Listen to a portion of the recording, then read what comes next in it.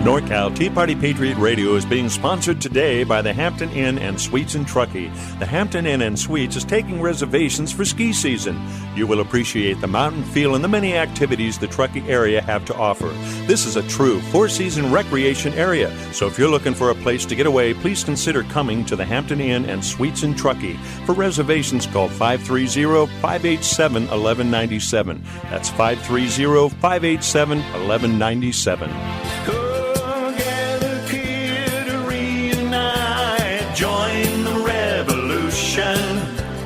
We are strong and standing tall, upholding the Constitution.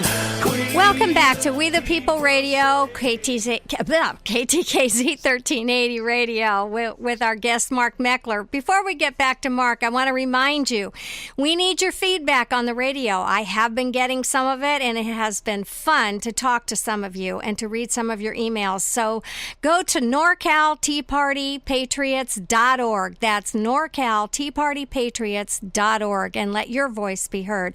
Also, upcoming events, we will be having an anniversary rally at the state capitol on February 27th at noon. We have our tax day rally at Cal Expo on April 15th. That'll be at 1 o'clock to 3 o'clock, and we have a bus tour coming. So join us with that. Now, I want to welcome back Mark Meckler. Welcome, Mark. Thank you. All right, tell us about your book. What is the primary message that you want to get to the readers? Well, the book creates a historical framework that explains to people how most of us in the Tea Party who've thought about this think we got to the point we're at in our country. It's important to know your history, to know where you went wrong, so that you can fix those things. So we lay out that historic framework, and then we lay out what we call the 40-year plan for returning the country to its founding principles. These are suggestions that have come from people in the movement all across the country. I think there's genius in this movement, Ginny, from California to New York. It's amazing what people out there know. And they're the ones who contributed to this book and told us what they think we need to do to fix the country. And you'll find a lot of that in the book. Okay, there's a part, I've heard you speak on this in your book, that just had me sitting on the edge of my seat listening and learning. It is the part where you talk about, in 1913, the 4 left turns that we made to put us in the direction that we're in right now. Do you want to go into that briefly? Sure. Well, you know, the section of the chapter itself is called The 3 Mistakes of 1913. There is a 4th one, and I'll just kind of skim over it because it's such a big subject in and of itself, and that was the creation of the Federal Reserve. I know there are a lot of your listeners that are frustrated with the Fed and what it's done, and there's a whole section on that, and that's a separate subject. The other 3 mistakes are, number 1, the imposition of the federal income tax. That connected the federal government to the individual citizen in a financial relationship that was never intended by the founders. Taxes were supposed to be paid to the state governments and then on through to the federal government, creating an indirect relationship where the state could protect the citizens. The second was the direct election of senators via the 17th Amendment. I didn't know before I got involved in this movement that the senators used to be appointed by the state legislatures. And it seems strange to say that we would rather they weren't elected, but I think it's time to repeal the 17th Amendment. What it did is it broke the balance that the founders created. The senators were intended to represent the state as an entity in Washington, D.C. The founders knew that the federal government would always try to centralize power in Washington, D.C., and the senators were supposed to fight against that. In representing their own states, every time the federal government would try to take power to D.C., the senators were there, and they would vote against that usurpation of power. Now the senators, really, in reality, our state senators represent Washington, D.C., and it's in their best interest to accumulate power in D.C. You and I both know what's happened because of that. Right. And then the last mistake of 1913 was the Reapportionment Act. It used to be that we would reapportion the number of representatives in the House of Representatives every 10 years. But in 1913, we fixed that at 435 representatives, and the problem is they can't actually represent us anymore.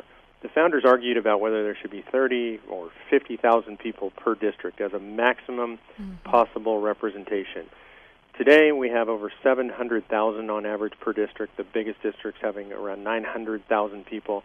There's no way one representative can actually represent that many people. So I think we need to repeal the Reapportionment Act of 1913, and that would take us to roughly 4,000 representatives in the House of Representatives.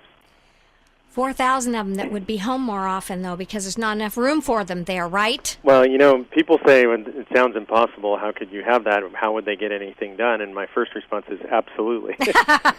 We would like it if they were doing less. Absolutely. I also bring up the example New Hampshire has over 1,000 state representatives, and so they know how to do it in a very small state, and they are consistently ranked one of the most free states in the country. There's a reason for that. It's also, imagine, if your districts were much smaller, you would probably know your representative. You might see them at the grocery store or the gym or at church.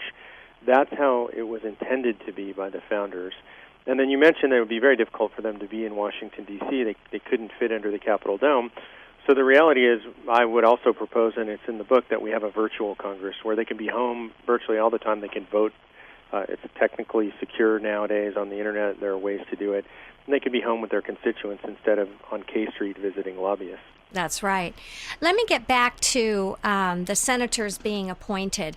What would have happened if we were still under that banner of appointed senators and Obamacare was introduced? What would happen in that scenario? I think that's the most extraordinary contemporaneous example.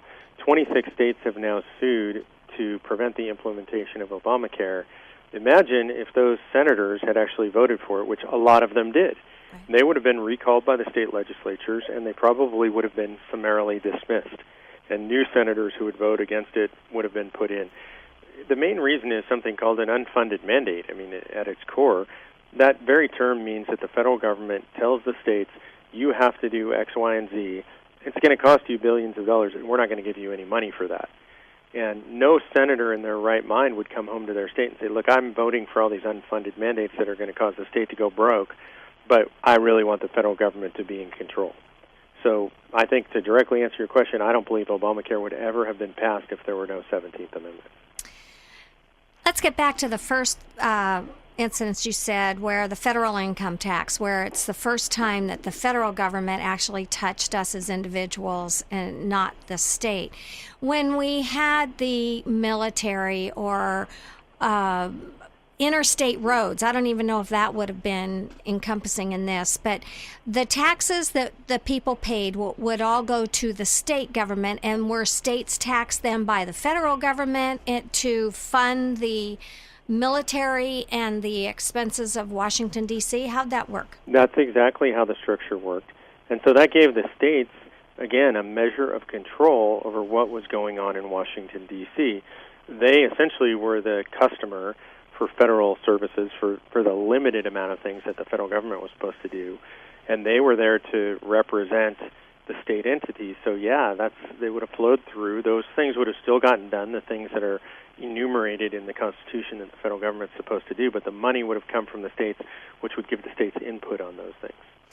Do you think there's any possibility of repealing the 16th and 17th Amendment and rolling back this reapportionment?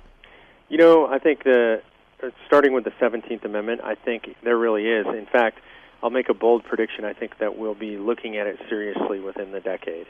I say that based on the fact that I now talk to law professors all over the country who weren't even thinking of it 3 years ago, who are actually talking about it as a legitimate possibility right now. So as it makes its way through the Tea Party movement, makes its way into the broader population, I think it's very possible. I think the 16th Amendment is possible as well. I think that's probably a longer term. Our entire financial structure in the country is based on the income tax, the federal income tax right now.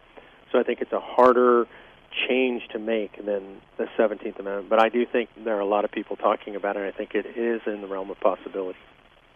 Well, I hope you're right. One thing I want to announce, and I just got the A-OK on this one just a few minutes ago, Mark will be at our meeting on March 1st for a book signing event. That is March 1st, and we meet at Auburn Grace Church. You can go to our website at NorCalTeaPartyPatriots.org. That's NorCalTeaPartyPatriots.org. You will find the information there on all of our meetings, all of our events and activities, and the book signing with Mark. You can purchase your book there that night and have Mark personally autograph it.